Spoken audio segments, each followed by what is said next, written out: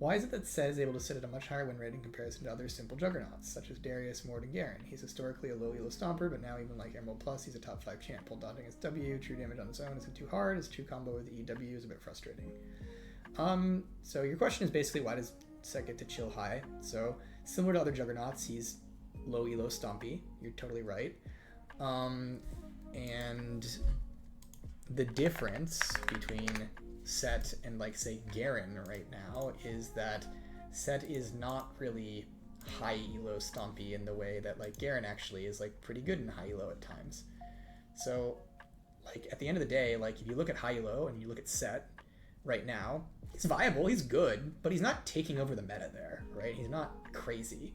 And so I wouldn't really look at Set and be like, oh, this character is imbalanced or way too high of win rate. He has a very high win rate. I definitely think he's powerful. I think he might need to be like, I could even see him needing to be nerfed a little bit at some point. But like, generally, if you look at like a character like, you know, Garen, like the difference between him and Set is that Garen probably, if he had the same win rate as Set, would be stomping high low in a way that like Set isn't doing at that win rate.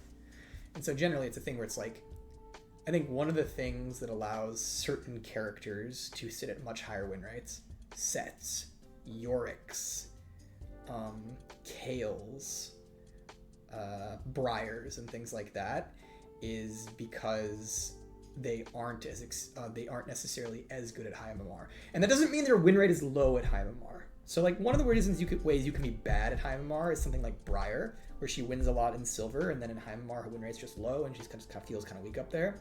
But other ways you can be bad in high MMR is like, even if you have a decent win rate up there, perhaps you just, you know, aren't as versatile, aren't as good at getting things done that you want to get done, right? And so a big difference between, say, Set and Garen as an example is, you know, Garen's crit build at various times in high MMR creates a character where it's like he takes phase rush, you can't lock him down, he has tons of tenacity, you can't like stop him from doing his game plan to some degree. Versus like, you know, the old Garen who really truly was a low elo stomper. He didn't have phase rush, he didn't have 90% tenacity when he pushed W. Or whatever the number is for that half second, right? Like we've done a number of things to Garen over the years that make him a lot better for the highest MMR players, whereas like, you know, Set has a very singular game plan. So is he viable in high MMR? Sure. Is he like gonna take it over while sitting at the win rates that he's sitting at? No, not really. Yeah. And so just mentioning that, like, you know, low elo stomper characters can sit at higher win rates, and that doesn't necessarily mean they're lower win rate in high MMR, but it means that, like, you know, are they taking over there? Do they feel overpowered there? Things like that.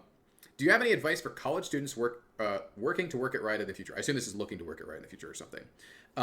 So the difficulty with this one is I don't have, like, without knowing more about the individual situation, like, what are you getting a degree in?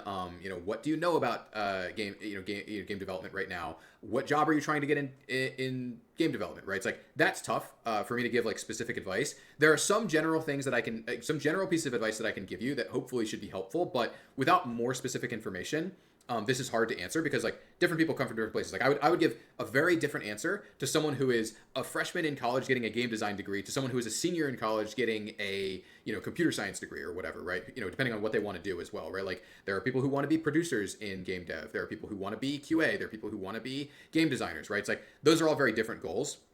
Here are the general pieces of advice I can give. Number one, always have a backup plan, right? Like you see this in like any kind of like very, very competitive fields. Like you see people who like try to go pro in you know esports in various games, right? Or try to, you know, shoot for a AAA studio as their first studio. And it's like, look, it's there are people who have gotten their start in game dev at Riot, myself included, but that is very unusual, right? That is very rare. It is not the normal experience, right?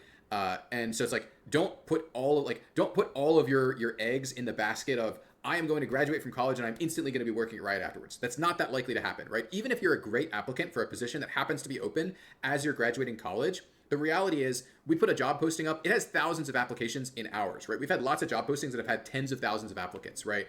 And so it's like, you could be a great applicant. You could be an extremely qualified applicant. That doesn't necessarily mean you're going to get the job because there's going to be, you know, tens or sometimes even hundreds of qualified applicants for any position that we put up. And the intro positions are extremely, extremely, extremely competitive. So number one thing I would always advise is have a backup plan. Have something that you're going to be happy with doing that isn't working at Riot in the short term. Because even if your goal is like, I'm willing to put 5 to 10 years to make this work, and if you're willing to do that, then I think you probably can make it work most of the time. That you're not always going to have that be instantly or instantaneous, and it's not always going to be something that's going to be good for you in the long term, or sorry, good for you in the short term, and you need to have something that you're going to be happy with in the short term.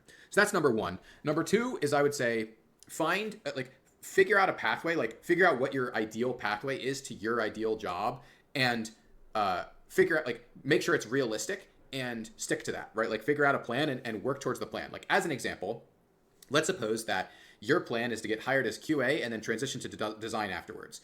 Make sure you're not skipping steps here, right? Make sure that you're actually a qualified QA, right? One of the best ways to do something like that would be go get a year or two of experience doing QA for another software, like a software company, not even necessarily a game company, but just go do QA for a software company, have a couple years of experience, get hired there. And it's okay, but even if your end goal is you think you want to be a game designer, make sure that you're actually good at doing QA, right? This is a classic problem that I've heard many horror stories of this, of people who worked in game dev, of people who get one job but want to transition into another that focus on the job that they want over, to the detriment of the job that they're actually doing. Oftentimes that leads to not even being hired for the job, but even when they do get hired, that often leads to them having performance issues and other issues, right? It's don't overly focus on the make sure you focus on the process, not just the destination. And as far as other generic advice is, one of the things I would recommend highly is figure out something that you are particularly good at, that works for you, and something that makes you stand out, that is unusual comparatively to others, and work on that. One of the things that like I said, these positions, not just Riot, but any AAA studio, these intro positions especially, but even the mid-level positions often are pretty competitive. And one of the things that really helps is someone who stands out as, hey, look, I do this thing that I know not every applicant is going to have, right? It's lots of applicants are going to have a degree. Lots of applicants are going to have experience doing, as an example for game design, it's most of the applicants are going to have experience, doing, have some experience in their portfolio. But if you have experience hey, I made an entire game and it's on Steam, and maybe it only has a very small number of downloads, but it has, decent reviews or whatever, or maybe it has bad reviews, and I'm going to explain why it wasn't a good game. And it's that kind of thing, can be really good, right? Or, hey, here's my, mod that I've made, and it's a mod that, you might even recognize, or you might even think about, or or whatever, right? It's that kind of thing can be really powerful. For setting yourself apart from other applicants. So figure out what you what unique thing that you can present.